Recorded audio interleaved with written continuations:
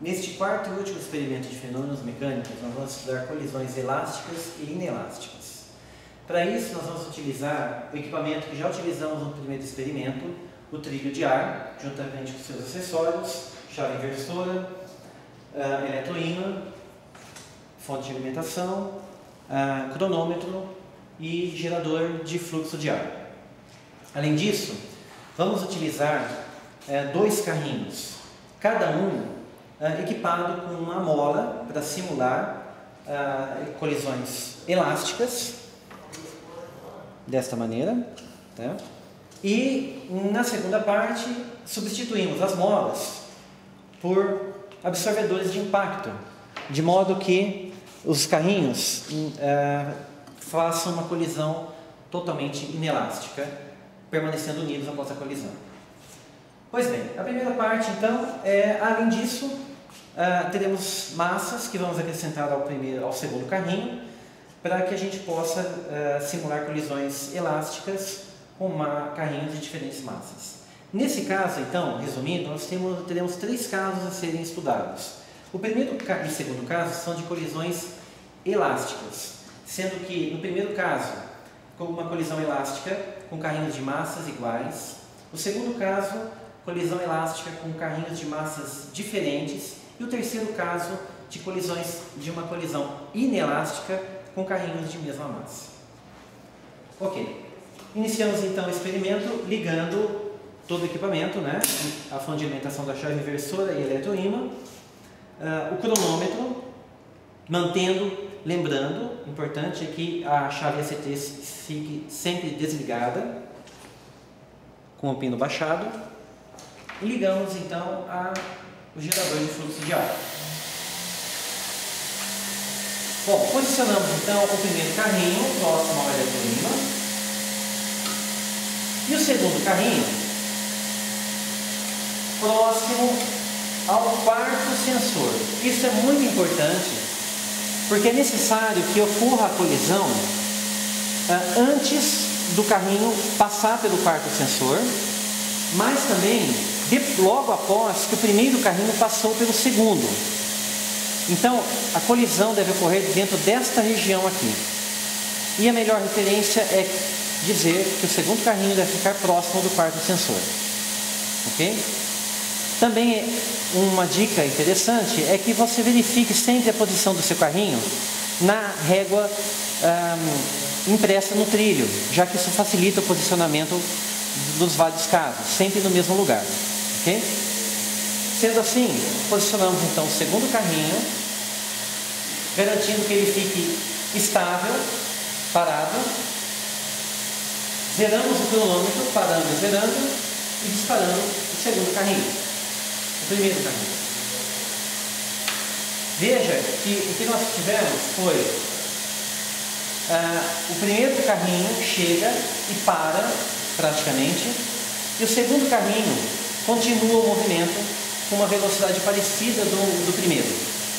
Tá? O que nós verificamos então é que nós medimos dois intervalos de tempo.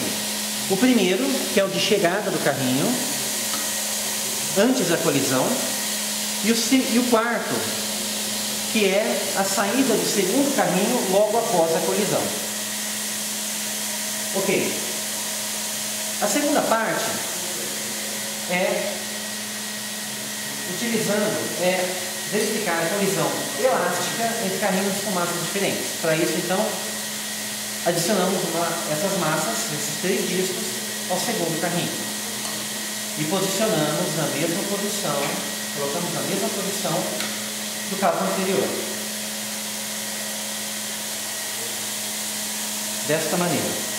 Para garantir que não haja, como houve uma alteração de massa do segundo carrinho e ele ficou mais pesado, é interessante que a gente aumente o fluxo para garantir que o atrito seja o mínimo possível. Ficamos então com o carrinho posicionado, zerando o cronômetro e disparamos o primeiro carrinho. Notem que a diferença desse caso é que ambos os carrinhos estão se movimentando após a colisão. Nesse caso, nós medimos o tempo de chegada do primeiro carrinho, o tempo de saída do segundo carrinho após a colisão, mas ainda falta uma informação, que é medir o tempo de retorno do primeiro carrinho após a colisão. Para isso, nós vamos ter que alterar a configuração do cronômetro. Acessamos então o painel traseiro do cronômetro e fazemos a seguinte modificação. Tiramos o quinto sensor, pegamos o primeiro sensor e ligamos no lugar do quinto sensor e o segundo sensor no lugar do primeiro sensor. Isso deve ser feito por um técnico ou pelo professor. Voltando no painel frontal, temos que desligar a chave S2 e S4 do cronômetro. E aí então o cronômetro está pronto para fazer a segunda medição. O detalhe nessa segunda medição é que nós devemos zerar o cronômetro no momento da colisão. Isso é muito importante. O cronômetro deve ser zerado no momento da colisão. Então repetimos o procedimento. Trazemos o segundo carrinho para a posição inicial, como fizemos na primeira parte. Garantimos que ele está parado, tá? E disparamos o primeiro carrinho. E acionamos o cronômetro no momento da colisão. Podemos verificar então que nós anotamos apenas o primeiro intervalo, que foi o intervalo de retorno do primeiro carrinho entre o segundo e o primeiro sensor. E anotamos então este valor. Temos então agora que verificar o terceiro caso. No terceiro caso, vamos ver a colisão inelástica. Para isso, temos que retornar à configuração do cronômetro. E acessamos então o painel traseiro do cronômetro e voltamos à configuração original. Para isso, pegamos o primeiro e voltamos para a segunda posição, a quinta posição para a primeira e o quinto sensor religamos na quinta posição. No painel frontal do cronômetro, religamos então as chaves S2 e S4. E temos então a configuração original do cronômetro. Agora substituímos os carrinhos. Ao fazer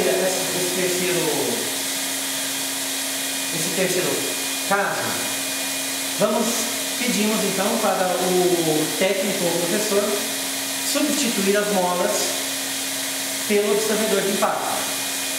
Nós já temos ele pronto aqui, vamos apenas mostrar como é que ele deve ficar. Os carrinhos devem ficar com esta configuração agora para o terceiro caso. Da mesma maneira que nos casos anteriores, posicionamos o primeiro carrinho no início do trilho e o segundo carrinho próximo ao quarto sensor. Nesse momento, podemos até reduzir um pouco o fluxo de ar do trilho, como na primeira parte. Fazemos então da mesma maneira que fizemos nas partes anteriores. Posicionamos o carrinho no mesmo lugar de sempre, garantindo que ele fique parado por uns momentos, tá? Zeramos o cronômetro e disparamos o primeiro carrinho. Notem que agora os dois carrinhos seguem unidos após a colisão. Consequentemente, o tempo que estamos medindo é o primeiro intervalo de chegada do primeiro carrinho antes da colisão, entre o primeiro e o segundo sensor, e o quarto intervalo, que é o movimento dos dois carrinhos unidos entre o quarto e o quinto sensor. Desprezamos então as medidas do segundo e do terceiro intervalo. De posse desses dados, temos então condições de fazer análise da conservação de momento linear e de energia nos três casos. E assim terminamos o último experimento de fenômenos mecânicos.